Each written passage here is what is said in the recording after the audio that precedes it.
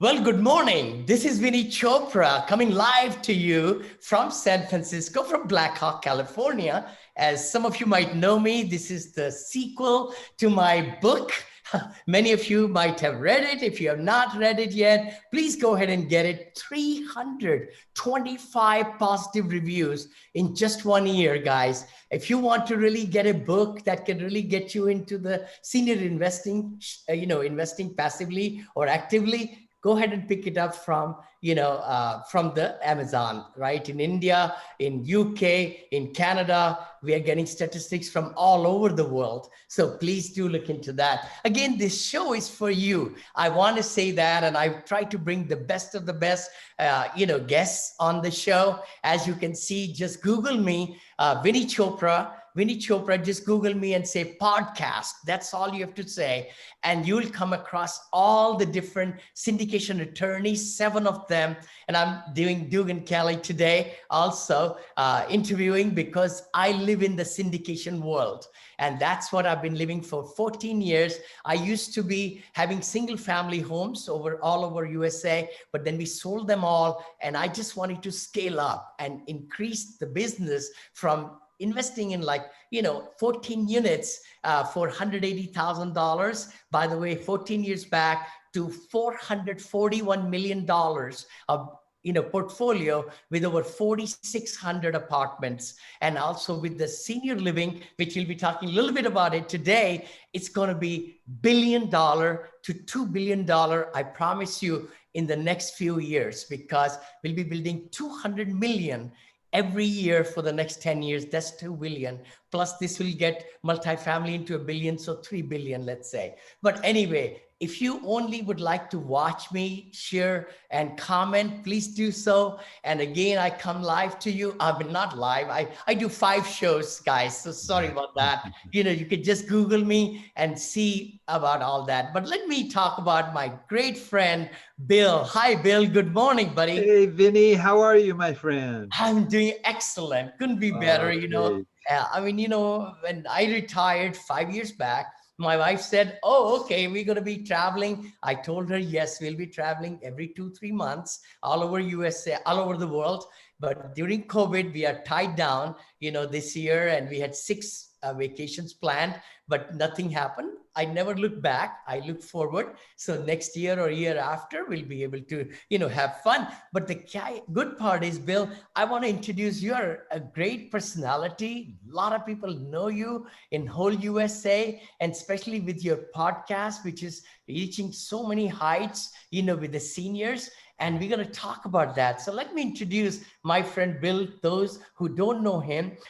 This actually, the title of the show today we talked about is Investing After 50 Years of Age, 50 while being able to give back, because that's what Bill does. And if you dig into his past, he's been giving back so nicely to the community in all over the world, actually, and out here also in the Los Angeles. Bill Manassero is the founder and CEO of Manassero Properties, LLC. His business and management experience spans more than 30 years, guys, and includes industries ranging from financial services and automotive to retail to real estate, technology, marketing, and nonprofits. I love it, Bill. Man, you are so experienced in so many things. In 2001, he founded Child Hope International, a 501c3, excellent nonprofit charitable organization that works with homeless children. Oh my gosh, we're going to talk about it, Bill, because we've been very strong part of the orphanages in India. As you know, I'm from India. We'll talk about that. In Port-au-Prince, Haiti, right there, Child Hope has been featured on CNN and with a documentary entitled Rescued. So please, if you'd like to find out more, just Google, Rescue documentary, CNN, and put Bill Manassero's name. You'll come to it right away. Google does the best friend. And he was also interviewed in Haiti by Oprah Winfrey. Hold on. I didn't know that, Bill. That's amazing. You're a celebrity, buddy. So we could even say Bill Manassero, all right? Manassero space Oprah Winfrey, or Haiti. So you'll find that. He is also the host of the top rated Old Dog REI Network podcast. Welcome, Bill. It's such a pleasure to have you, brother. Oh, it's great to be on, Vinny. It's always a pleasure. You brighten up my morning with your big smile here. Thank you, thank you, thank you. No, God bless you. This life is so short. I say that to all my people and everything. We need to get up in the morning as we're going to have $1 million day or $10 million day. Just a metaphor, right? Right. But a lot of people get up in the morning dead. What do I mean by that? They get up, they are snoozing, alarm clock, this and that. They don't know what direction they're going to have today. If they have no goals, no direction, no motivation, no why, right? They can't accomplish what God sent us here for. So that's what I really believe. We need to be totally excited and motivated. Each and every day is a present, just like it's the metaphor again. Present, open the gift, open the present, and live their life. So no, tell us more. By the way, Bill was my guest, and I've been a guest on his show Yeah, multiple times. Yeah. multiple times, Bill.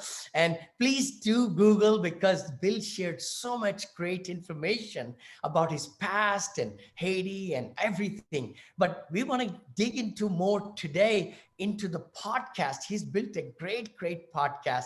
So please take us into different direction, Bill. Yeah. Well, sure. I got started later in life in real estate, and you did too, which I think is Yeah, I interesting. did. 60, I'm 68 today. So let's say 14 years back, right? So 54 Yeah, in or your so. 50s. Yeah. And I was around 58 or so, right around there when I first got started. I had no experience in real estate. I had experience in all kinds of other business, corporations, technology, startups. I was an entrepreneur, had a lot of experience in business. But, when I was called into the mission field, I went in there full time, and so I, stopped doing business except for my nonprofit, and we had to keep that going and so forth. But mostly, I was focused on helping these children, the abandoned, orphaned, and at-risk children on the streets of Port-au-Prince, Haiti. And so, but I've been had my nonprofit since about 2001 or so, and but getting into real estate, I had been in the mission field for a long time.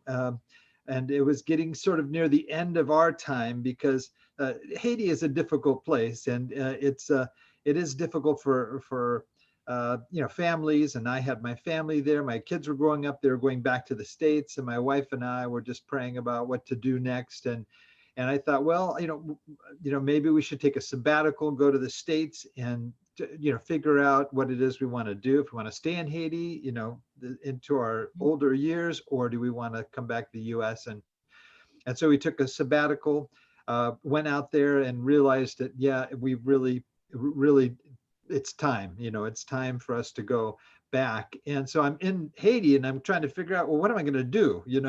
Because I was approaching 60, but I don't even know what retirement is. I don't even. I can't picture sitting around, collecting seashells, down at Laguna Beach or something, So I'm going, what am I going to do? I want to do something. And so I looked into all kinds of things. I was looking at online e-commerce businesses, a lot of different things. And then I got this unexpected inheritance check. And I said, well, I was heavily vested in the stock market, especially in technology stocks, because I was in that area. Yep. And I didn't want to just throw this back into the stock market. And so I'm looking to diversify. And so I'm looking at other options. What can I do? Maybe I can go into annuities, or I can go into, something different in gold, precious metals. And then I have some guys on my board. One of the chairman of our board for our Child Hope International is a real estate investor. He owns apartment buildings in Southern California. And I also had a gentleman that had a construction business. Another was a developer. So I had all these real estate guys around me, and I thought, well, maybe I could invest in real estate. Maybe that's a way to diversify. So Yes. I was just looking at, maybe getting a REIT or something like that. I wasn't thinking about becoming a landlord, but I found out about these turnkey properties, and I thought, well, maybe that sounds like it's pretty passive. Mhm. And so I started researching, and I started reading, and I was looking at every book, and I came across Dave Lindahl's book, Yes. Yes. Emerging. My coach, my mentor, actually. That's right. That's right. Yeah, he taught me everything that I'm doing. Well, I progressed along, of course, and Oh, yeah, the experience teaches you, right? When you get exactly. knocked down this way, that way. But I read on emerging markets, and Mhm. so I started research. I said, okay, I'm not gonna invest in Southern California because there's just no cash flow there, and that's where I'm from, and that's where we were planning on going back to. And so I found two markets that looked pretty nice. One was Memphis, one was Atlanta, Mhm. and so I hopped on a plane, and I researched and I found a turnkey company. Hopped Mhm. on a plane. 4 days, later, I flew back and I had three properties. I had a duplex and two single-family homes. I love And it. yeah, the next month I was getting checks, and I'm going, okay, that was easy. I didn't have to Yeah. do anything. They already had tenants in them. They were all turnkey, and so I thought, well, this is pretty good. This is a good way to make some additional income, right? But then I started thinking about it. When I go back to the States, maybe I can get more into real estate. And Mhm. that's where I started looking at, well, maybe this could be more than just a little side, Sure. investment. So Yep. that's where I started researching more. We finally came back to the States. I started buying more properties, and then I realized, this is something I can do to not only help my family, but to also help support my nonprofit, which Yes. is still active in Haiti. We Mhm. left, but we have other people that are running it for us Good. now. And so I thought, I could raise money that we want to build a large, like a village for these children that we take care of. And I thought, this could be the way to do it. So I set this goal of 1,000 units in 6 years. Yes. I said, okay, am I going to be able to do this? And I thought, well, looking at how I was going, if I doubled the number of properties I had Yeah. each year, I would be able to do that in 6 years. So Yes. that's how I got started. Awesome. That's Awesome. how I got Awesome. started in real estate. And I know that, you purchased multifamily now, Yeah. in Memphis, in Indiana, I think, and other places also. Yes. Uh-huh. And you have a great, great podcast show for old dog. So how did you start? And I think you have a great following of so many 50 pluses, seniors and young people too, right? Right. Right. And I know you really kind of got excited about senior living. I want to kind of take you into that format. As you know, I got going. I started sending signals out. I always believe in law of attraction. So, I wanted to get into senior. I'm 68, right? You're a little older than me, but there are lots and lots of seniors. We have almost 57.8 million 65 plus, 10,000 every night. 10,000 baby boomers are turning 65. And Yes. I just finished this show this morning. I have some statistics I could not believe. We have in 2020, there are an estimated 23 million Americans over the age of 75 and 8.9 million over 83. 8.9, almost 9 million, 83. And we find that is the age, right, Bill, where people need assistance. Yes. 83, 81, 82, in that range. And then I just also got the statistic from CBRE, 40,325 new units per year are needed for the demand for next 5 years. And we are only building around 16,440 units. So there is a humongous 24,000 shortage every year. Yeah, and that is, that's what really interested me when you first talked to me about that. I have a heart for those people, that huge group, which you and I are a part of. Yes. When I first started in real estate investing, a lot of my friends were dealing with their retirement. They're starting to approach retirement. They're Mhm. trying to figure out, what am I going to do? Do I have the funds, to Correct. do this? Um, do I have something to leave as a legacy to my children? And so as I started to invest and my friends heard more and more about it, they kept writing to me, and how's it going? Are you still buying? What are you doing? And so I was sending all these emails. I finally said, look, I'm just going to put a blog together, and I'm just going to, okay, and you guys can read and I'll share my story. And as I was doing that, I got a mentor, and with that mentor kept saying, Bill, you need to expand into a podcast. Sure. I said, no, I stutter. I'm not a good talker. And so I was just kind of going back and forth. And he said, no, you really should, you won't regret it. And so I kind of kicking and screaming, I went over and I said, okay, once a week, that's it. And I started this podcast, started featuring, all kinds of great folks like you're doing. And I said, this isn't that bad. So I added a Friday show too. So I have guests on Monday, and then on Friday I just speak and I talk about, what's cap rates and Sure. how do you calculate, ROI, and, just all kinds of different topics. And Yes. so that's how the podcast started to evolve. Yeah. And so these people now started listening. Some started getting involved. Some started investing.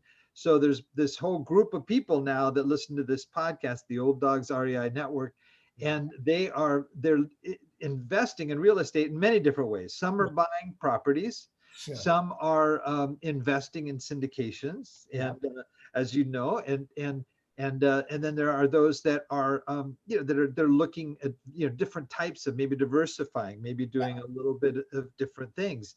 And so as I started moving into multifamily and got into apartments, you had started speaking to me about this senior living, and I've been looking at this for a while. In fact, my wife and I, when we came back from Haiti, one of the things we did is we jumped right into taking care of her parents, who were both elderly, in their 80s, and they needed care. And so we just moved in and started helping them. And both of my parents, who have passed away, they both went into assisted living too, but that's while I was in Haiti. So we came back, we really wanted to do something for her parents. And in that, we both just got a heart for that group of people that are under care. And her mom has since passed away, but her dad is still alive. He's in hospice care, but we don't we're not there every day, but we go to see them see him on a regular basis. And so she became a caregiver, and she actually does that part time. My daughter also did it, and now I have a son too that also is in our caregivers. And so we all have a heart for this, for the folks that are moving into that assisted living. And when you mentioned to me you were getting involved, I said, oh my gosh, I want to get involved, because I absolutely have a heart for this. And it, as you started to share with me the quality of these facilities that you were creating, it's going, this is amazing. I was looking at maybe those little home-based, where you just have, maybe 6 or 8 people in one little home. Yeah. But what you're providing is so much more. And I think that the services are to just provide, and memory care on top of that. And so I said, I'm all in. And I was really excited. So that's really my heart right now. And it was interesting because COVID hit, around the time that we started. Totally. Yep. And I was looking at that, and I realized that this is probably one of the best places to invest right now because of COVID. People are very concerned about the care of their parents and or their future care, and to know about these facilities that have an incredible track record. Like when COVID hit, nobody in all of these facilities And we manage and we have built. You're right. You know, right. I got the the COVID. So I was just going, this is amazing. And so that to me just really motivated me a lot. I was really excited. I have this renewed interest. I still love multifamily and mhm. apartments, but I just this area is, like you said, it's a need now. And over the next 10 years, the next 20 years, the demand is going to get even bigger. Bigger and So bigger, Bill. You're so right. And I do want to tell our audiences it is multifamily at its core. Let me say it is why. multifamily, It yes. is multifamily because 82 units or 89 units or 92 units or 120, we won't do any bigger than that. We are not into 2-story, 3-story, 4-story, like 300, residents living in those kind of facilities. We are not, because our modus operandi, what we want is to give the best dignified, respectable life to our seniors as they are doing their last, 2.5, 3 years of their life, to be truthful. And that's why we build them courtyards, like on 7.5 acre of land, we build only 88 units with 16 or 18 memory care right there in the same building. And then we have the rest of the units as our assisted living. We do take independent living also only if the sponsor, a spouse, I should say. If one needs assistance, then we'll take the next person as independent. Otherwise, our facilities are not independent living at all. But what we like, actually, what you just said, Bill, is that these are the facilities. They have movie theaters, they have spas, they have, Salon, salons. yes. Yeah, right. And Library, five-star dining, 5-star, not 2-star, not 3-star, 5-star dining with the, chef, junior chef, yes. preparing the meals, what you would like to eat. And we spend a lot of money in the food and lot of, I will say a lot of families love us because Shahid shares. They say, oh, my dad and mom gained 10 pounds. That's a good thing. That's great. That That's is a good great. thing, that makes us feel. I just saw a video today, no, yesterday with Shahid over there. He was in Michigan at the Dundee. Hampton Manor is our brand, by the way. If anybody would like to see that, Hampton Manor, and just say Michigan, you'll see all different Hampton Manors over there. We're going to be all over USA and so on. But that's where he was sharing me the screen. And we are the first ones, by the way, during COVID, we are able to bring the families on the other side of the plexiglass, like the banks, Right. and then they could visit with their mom or dad on the other side. I mean, we did it in Florida at Cape Coral. Even the governor noticed it from us. And then Shahid went back, my partner, to Michigan, and he did it over there. And now we're going to be doing it in every facility. Like you said, Bill, this is the safest place our, seniors can live in because we have had zero COVID death, zero positivity, and we are so careful, and we locked down our facilities way earlier than most other people did. And actually deaths have been coming in not assisted living. I want to clarify, it's been coming in nursing homes, it's been Yeah. coming in rehab centers, Right. acute centers, because the residents, we should say seniors, go in and out because of their illness to the hospital, and back and forth, back and forth. If they got corona coming in, that can affect very quickly to other people. That's why I think I heard a statistic, 50% of the deaths are coming from nursing homes, which Yes. is sad. Even one death is very, very bad. Yeah. But you're right, Bill. So that's something. And I do want to also, maybe you can, join with me. I said multifamily at its core, which is true, Yeah. because we've been chasing, you and I both have been chasing the workforce, the jobs, jobs, and jobs. We have Right. been buying in the metro areas, or a path of progress, we call it, right? Where more companies are going to come, more people will be employed, and then they need to pay our rent. We have to give concessions. Delinquencies happen during COVID. As you know, C class got hurt so badly, Right. C minus and C plus even. But in assisted living, multifamily, we love that class because it's multifamily, which is just built brand new, A plus. So there is zero different maintenance. All appliances are brand new. Roofs are brand new. Parking lots are brand new. Boilers are brand new. All the appliances, everything, the commercial kitchen, all the furniture is brand new. So that's why we love this, because it's zero maintenance. And Yes. then we also have zero delinquency. Hold Uh-huh. on. All our residents, 100% collections each month, 95, maybe, let's say, if not 100, 95% occupied, which we are able to occupy these facilities very quickly because we have very strong marketing techniques and marketing executive directors, marketing people and everything. About 70% when the community is built and it's ready to be finished 100%, we start marketing, so that when we open the doors, we are 50% occupied and profitable.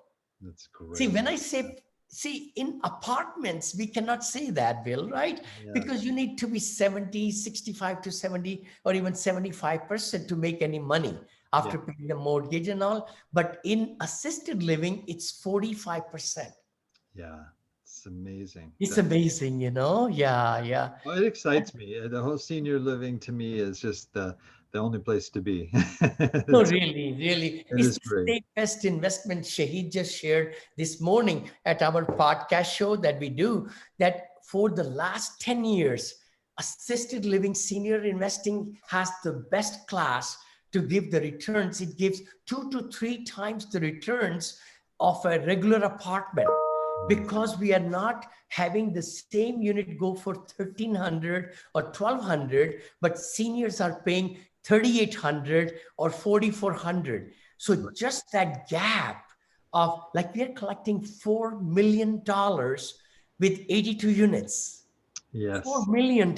That's a lot of money, Yeah. guys. Everybody watching us or listening to us, that's a Mhm. lot of money. And even after we spend all the money in caregiving, staff, nurse, food, transportation, all the utilities and everything, still there is a big chunk of money left behind. So, yeah. But tell me more, Bill, like, again, it's you're the guest.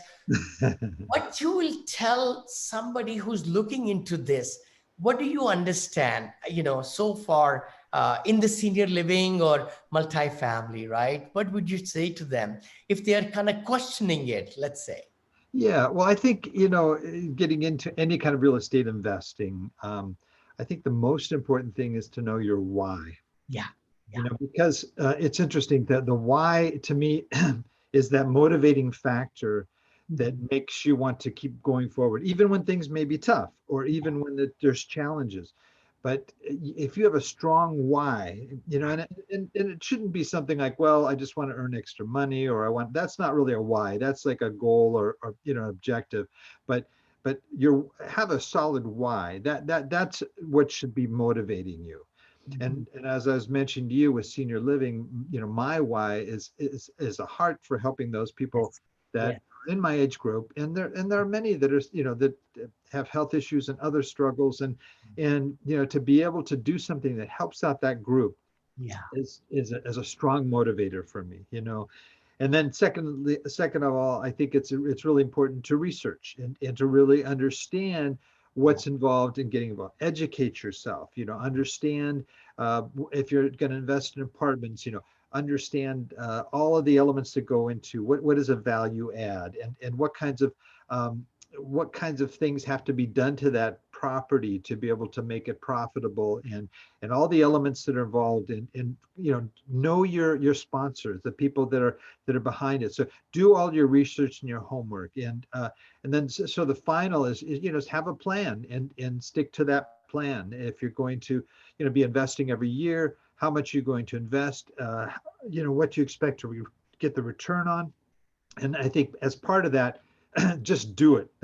Yeah. Maybe that's a fourth one, but you just have to do it. Sometimes you can keep researching and researching. You get too wrapped up in that, and you never do anything.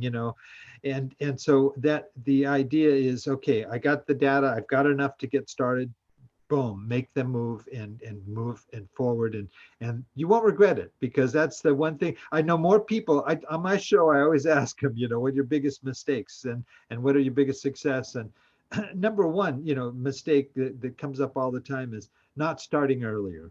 Yes. That a lot of people say, oh, I should have done it 5 years before. I should have done 10, 20 years ago. Yeah. And, here I am starting real estate investing and, approaching 60, Yeah. I wish I would have started it when I was a young guy, but, but, that's what you just have to do it. At a certain point, you get the basic information and then you move forward. Thank you so much, Bill. You're so right about it. I just say analysis also brings paralysis. I say that all the time, Yes. because I think where I am today, it's because I took those steps. If it looked 75% good to me, I took that step, right?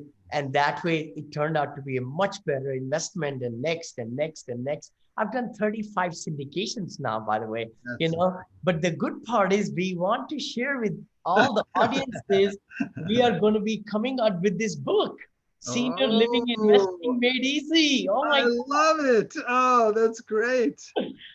So this is in the works. It's almost finalized, and it should be coming out to, Amazon. I want to share, because we felt like it's our duty to really share and educate masses, seniors along with millennials, because millennials are the ones, and baby boomers are the ones who are making decisions with their parents. Yes, So right. it's a complete family process to decide where mom or dad should go to. So that's why we wrote this book, and it takes you through all senior living aspects, and what to look for, and really get educated. I just wanted to kind of throw that, since we are talking about senior living today. The other part I wanted to mention was, lots and lots of people, again, our thinking is very much, I don't want to lose $5. Truly, I don't want to lose $5 either, right? But I hope that the investors look into the syndicators, their track record and everything, how successful they have been by doing the things they are doing. Because, then only spend the money with them, because you've got to preserve your capital, number one. Secondly, the cash flow. Third, getting your money back with the equity gains and everything, right? So those four things are very, very important. And do your homework. Please, please, please, because you don't want to have sleepless nights. It is not right at all. I mean, you and I know, Bill, we sleep good. I mean, I've raised like 140 million, I think. I mean, that's a lot of money from investors to be, entrusted, right? To put into real estates and all that. But again, loans and other stuff, because limited partners don't get on the loan, right? So that's way. What other things come to your mind, Bill? I was going to say, how does your day look like, a typical day for Bill Manassero? You and I have one thing that's very much in common, which is I always get a kick out of, because we're both early risers. Yes. I am up usually 4 or 5 o'clock every morning. Gosh, wow. And I will, it's so funny, because I will be, I get up, and the first thing I do really is I spend time in prayer and reading the Bible. I want to get focused for the day and get in the right frame of mind. And then I start moving into, the next level of, trying to tackle the tougher things, because my mind in the morning is it's the best. And so that's where I take the difficult things. If I have to do analysis or financials or things like that are real tedious, I will do that kind of stuff early on. But it's always funny, because if you text me sometime, I get the text at 5 and I'm awake, I go, no one else will send it, I mean, you're on the West Coast. I get it from the East Coast. Yes. But it's so funny, because you are always up early, and I think that's great. And we do our exercise and all that. We get, get ready for the day. And that to me is a great way to start. And then I'll quit later in the day. I mean, like maybe 3 or 4. so that I have a full day. But Mm. it is I plan out my day. I have a strategic plan that I follow.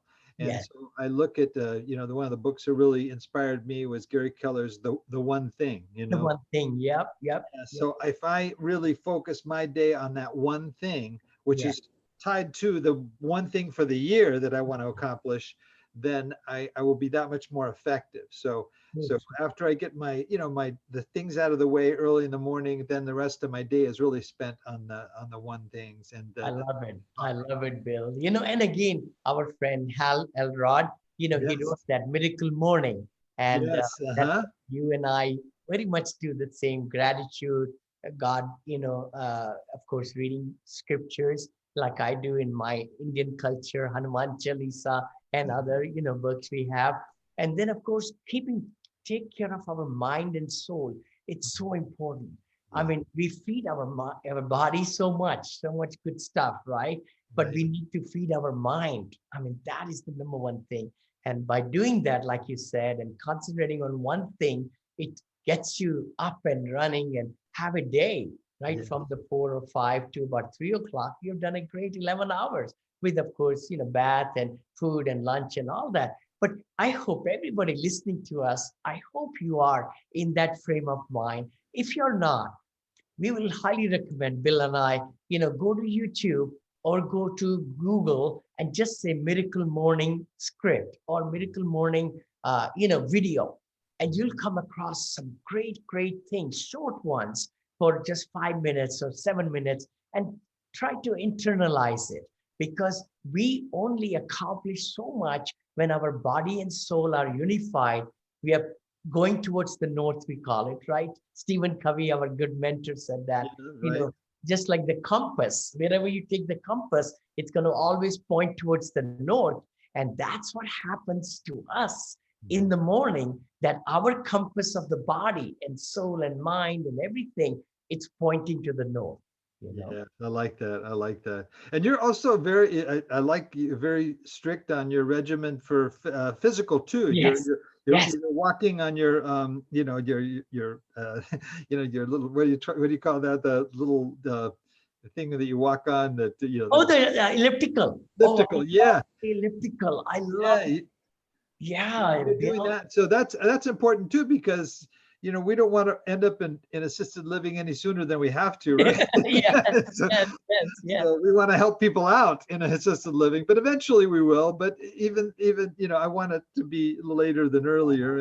And you're in great shape. You take good Ah, care of yourself. You eat well, and I think that's important. You do have to do that, because the mind also is affected by that too. If you're eating bad, you're not exercising, your mind won't be very sharp either. So, totally. So right, Bill. It's been just wonderful to have you. You've given uh, so many great nuggets. How can people reach you, Bill? Yeah. well, the best thing is through my website, and that's old dogs REInetwork.com, and it's old dogs is spelled DAWGS. Okay. Yes.